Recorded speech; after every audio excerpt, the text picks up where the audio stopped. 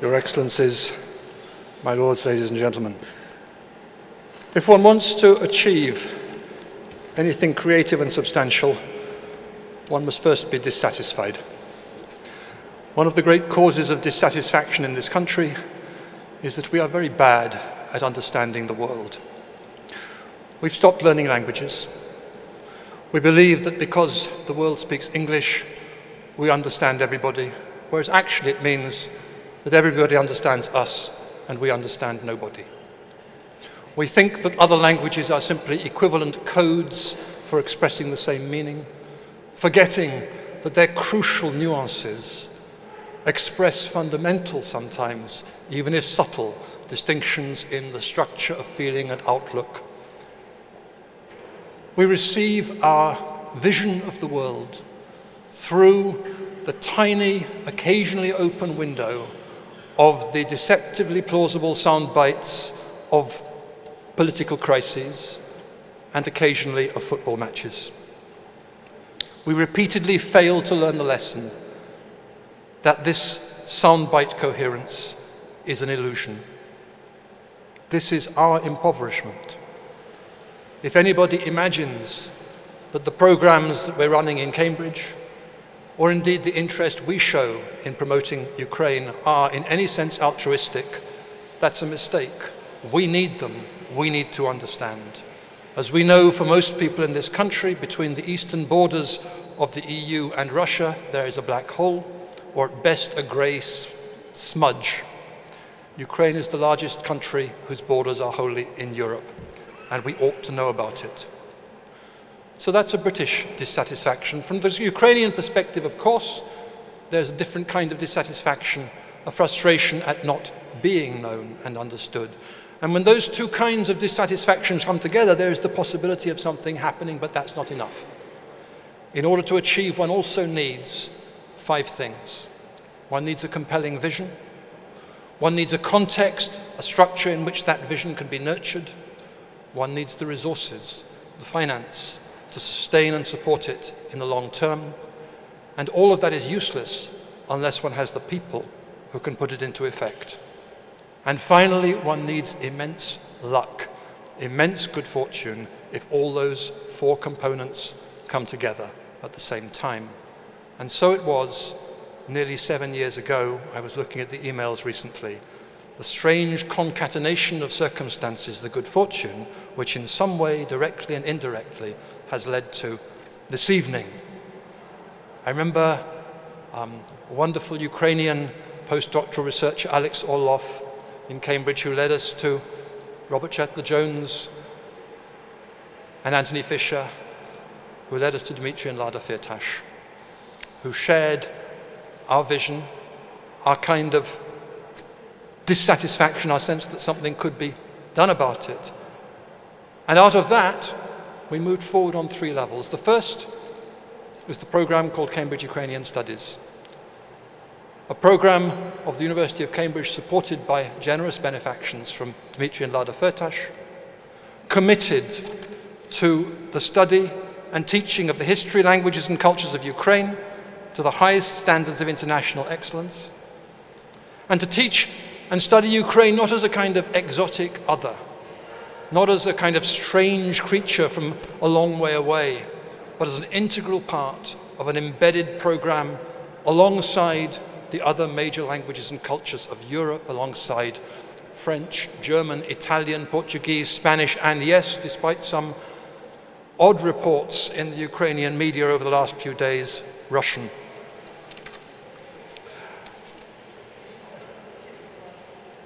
We were fortunate in putting this program into effect, not just to be supported wonderfully, but to find the person who could sustain it. After a worldwide search, Rory Finnin, our lecturer in Ukrainian Studies, who sadly cannot be here today, he's slightly ill and needs to be well for run the literary evening at this festival tomorrow. Rory has strange ideas, and I'd just like to give you an example of one of them. Crazy ideas which turn out to be rather brilliant. A few months ago, he had the ridiculous idea that in the centre of the Cambridge Arts and Humanities faculties, we could name a path Taras Shevchenko way. This would clearly never get through. But somehow he managed to persuade people, and somehow it did. And yesterday we had the unveiling of the piece of pavement artwork, which is Taras Shevchenko Way in the heart of Cambridge. It was an extraordinary occasion. The press were there, the Ukrainian press, the cameramen. They were looking miserable. They were asking the dutiful questions. It was cold, it was raining. We were huddled under the shelter of a nearby building. They were doing their job. And then Rory started speaking. And people thought, rather like you must this evening, oh dear, we've got to listen to speeches. But he started speaking about Taras Shevchenko. And the students who'd been there out of duty became mesmerized. And then he started quoting from the poetry of Taras Shevchenko, and suddenly these hard-bitten Ukrainian cameramen and women who were just there doing their job, their faces suddenly relaxed, and they started smiling. And this was no longer doing a job. This was participating in a moment of shared magic in the most unexpected of circumstances, and one remembered why one is doing this. Cambridge Ukrainian Studies is already a program with an international reputation, not just in Ukraine, not just in the UK. It is unique in Europe and in some senses in the world. It's a program which has grown gradually, and I'm delighted to announce this evening for the first time publicly that due to the additional generosity of Dmitry and Lada Firtash, it is about to grow into the size and status that we'd always imagined for it. We will soon be beginning another worldwide search for a further lecturer in Ukrainian studies, which will deepen the expertise, enable us to teach Ukraine from its origins to the present, enrich the diet for students, and deepen the possibilities for public outreach and engagement. The second level, in addition to Cambridge Ukrainian Studies, as we've heard, is Ukrainians studying. The opportunities for talented young Ukrainians to come to Cambridge, not again through any special reserved scheme. These are Ukrainians who have to be committed to excellence. They have to get offered places in open competition with everybody else, and only among those who are already accepted is there then a competition for the bursaries supported generously by Dmitry and Lada Firtash. Endowing education is an act of faith and trust. Faith in people, trust in the future. There are no quick returns or rewards. Dmitry and Lada Firtash have embodied that trust in our program. And in that context, I'd just like, and I will come to an end in a moment, but I'd just like, again publicly, to answer a question which I'm probably asked more than any other.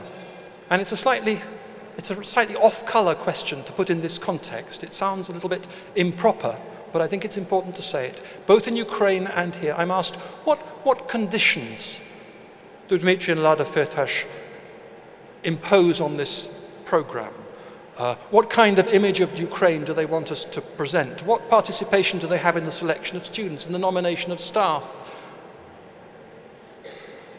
It's meant to be a difficult question. Some people think it's a slightly embarrassing question. It's actually the easiest question in the world to answer. What conditions? Absolutely none.